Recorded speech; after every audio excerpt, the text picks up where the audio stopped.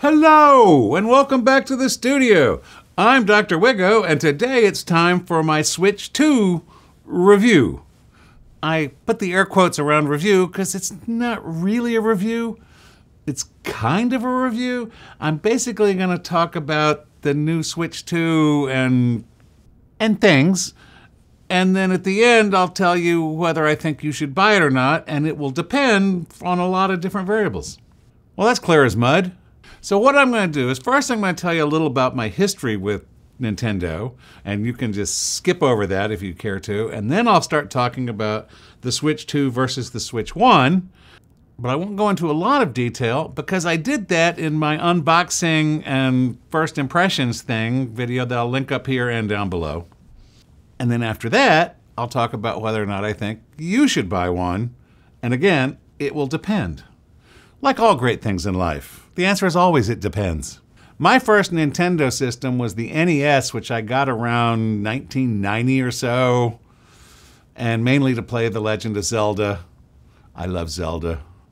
It was a Nintendo RPG, and I loved RPGs even back then.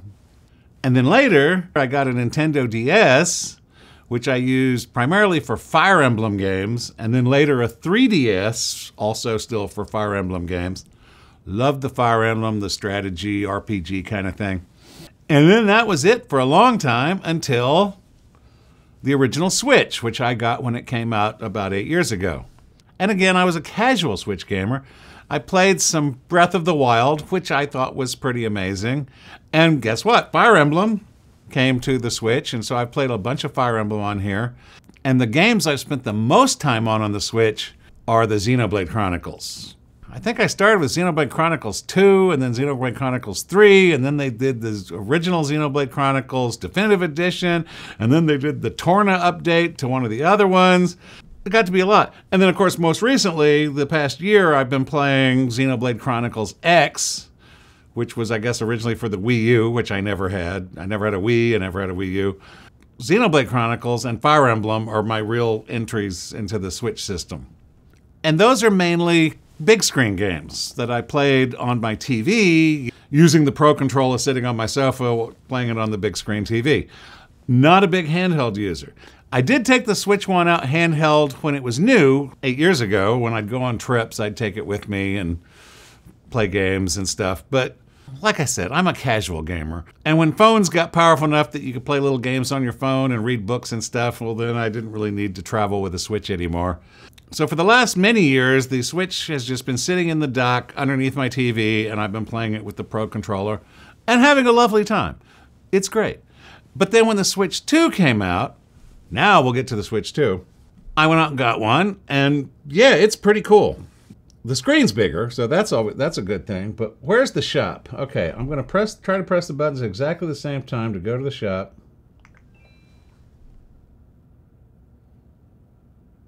In the shop on the Switch 2. Switch 1 is still thinking about it. I'm not even getting the doodle-doo, doodle-doo, doodle-doo, doodle-doo. The shop on the Switch 2 does not do the doodle-doo. It just goes right in like you saw. So it's faster, it's snappier, the games load faster. Part of that is the new high-speed SD Express cards, which are like $60 for 256 gigs, so they're a little expensive. Okay, let me try to hit these at the exact same time.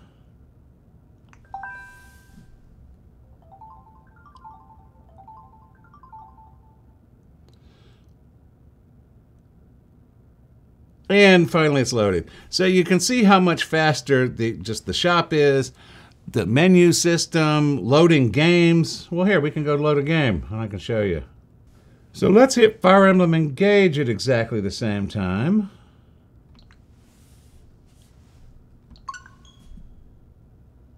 It's their new copy protection.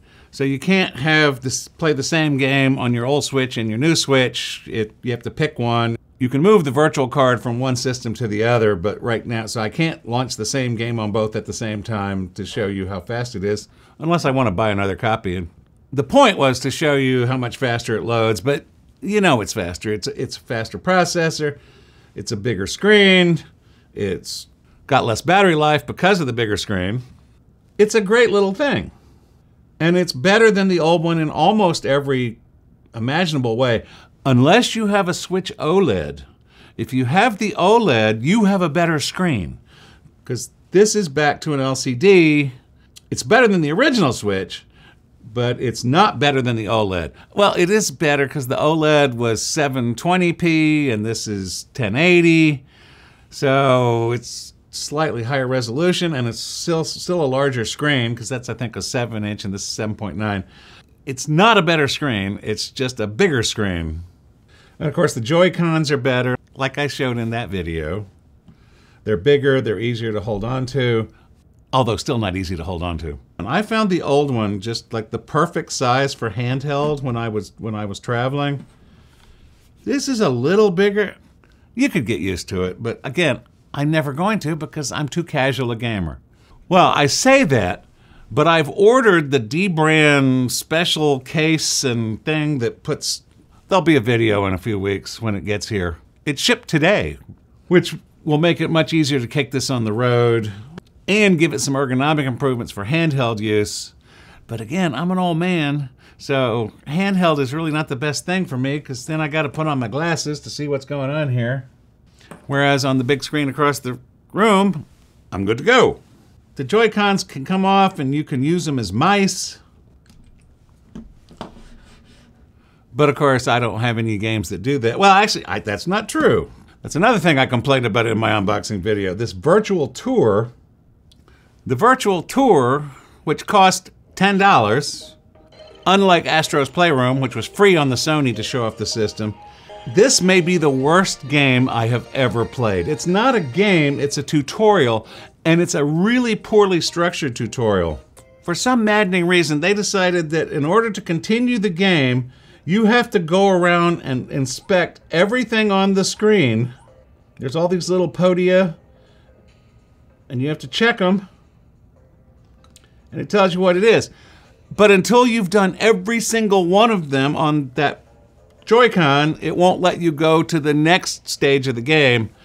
And then it gives you little stupid quizzes about the things that you just read. It's a horrific game. I read one review, which I will link down below, where the reviewer said they should have paid us $10 to play this game. That's how bad it is. I've covered most of the hardware stuff in that video, and really not a lot I can show you. So let's jump to the end. Should you buy one of these? That's where it gets complicated. If you have the original Switch and it's working fine and you're happy with it, no, don't buy a new one. I didn't need this. I was perfectly happy with the performance I was getting on my old one. Now in my unboxing, I said, I was looking forward to the 4K. Well, guess what? When you're sitting across the room from a big screen TV, if it's HD or 4K, it's really hard to tell the difference. You have to get up closer to the TV. Now, if you sit close to your TV, you will be able to tell the difference. But I sit like 12 feet away across a room. That's a big screen, but you can't tell the difference between the 4K and the 1080. So I really didn't need the 4K. It's nice. So this is 1080 and this is 720. But again, at this size, in fact, right now, if you're looking at it, 720, 1080, that's actually about the right proportions for this. But if you're a handheld user, especially if you're a young handheld user with good vision, this will be a big improvement. The 1080p and the higher frame rates. One of the reviews I will link down below, I forget which one, he shows frame rates on Switch 1 games versus the same games on the Switch 2. And on the Switch 1, it's varying between 20 and 30 and 40 FPS. And on the Switch 2, it's a locked 60 frames per second. So if you have Switch 1 games that you're not happy with the performance with, get a Switch 2, because most all of them will go immediately to 60 frames per second and just stay there. So you won't have the drop frames and the stuttering. And for games like Breath of the Wild, you can pay $10 to get it upgraded to the Switch 2 version, and then well, here, I have it on here. Well, it's night. You really can't see it that well. Anyway, it's sharper, it's clearer, the frame rate is better. So some Switch 1 games have updates. Sometimes they're free. If they're from Nintendo, they're paid. And then you get the Switch 2 version with better graphics and higher frame rates. And it's not a bad console. It's just that it's not that much better than the original. Again, if you're playing handheld, you're probably better off with the Switch 2. But the other problem is $450 versus $300. And for most of you, you probably already have one of these. So free versus $450. The main reason to get the new one is for new games. Well, that's basically Mario Kart World, which, by the way, is a pretty cool game, looks really good. I'm not a Mario Kart person, so I never really played Mario Kart. But I mean, the visuals are great, the graphics are great, the frame rate is great. I'm not a Mario Kart person. So while I had fun playing with this, it just really wasn't my thing.